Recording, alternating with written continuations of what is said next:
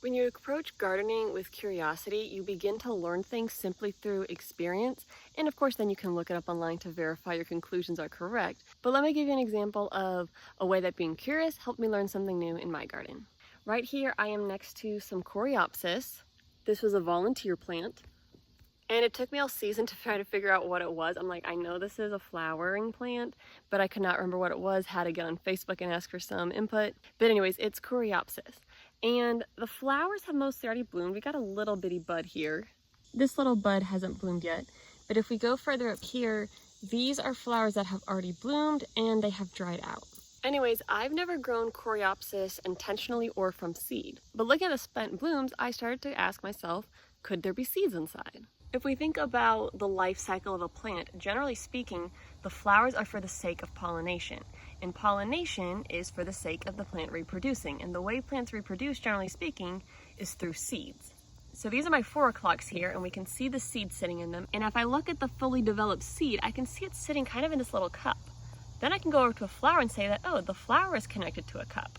And so the flower is what allows the seed to get pollinated and develop, and eventually it opens up and we have a seed like this. Same idea with marigolds. The flowers give us the seeds. And a lot of people are familiar with marigolds and know that if you let the seed head dry out completely,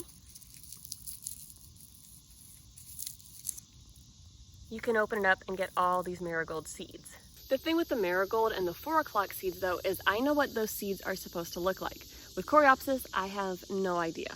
But knowing what I do know about flowers and seed production, it made me curious, could there be seeds inside these dried flower heads? Let's find out. Here are the dried seed heads I've removed, and I can tell they're good and dry and have the most potential to have viable seeds because the stem is also dried out. So the plant wasn't sending any more energy to these buds to produce seeds because these sections had died off.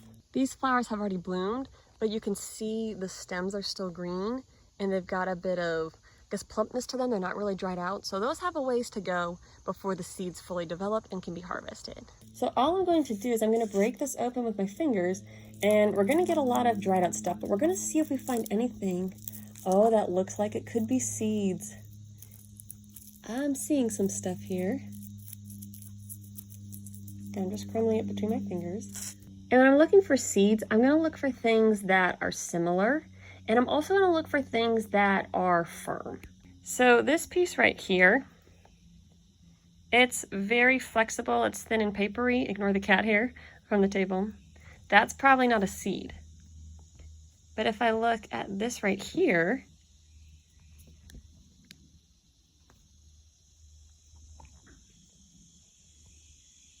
this thing has some firmness to it. So these again are kind of just wispier.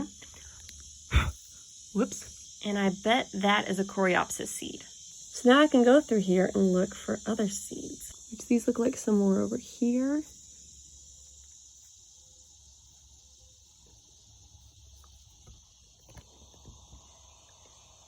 These seeds kind of remind me of zinnia seeds a little bit. They've got that curve to them and they're firm. These are just a little bit smaller and they don't really have that inner vein. So now that curiosity has led me down this path of investigating what the seeds might be, and I've got what I think could be seeds, I'm going to look it up and verify if these in fact are Coreopsis seeds. All right, sure enough, when I looked it up, this is what Coreopsis seeds look like.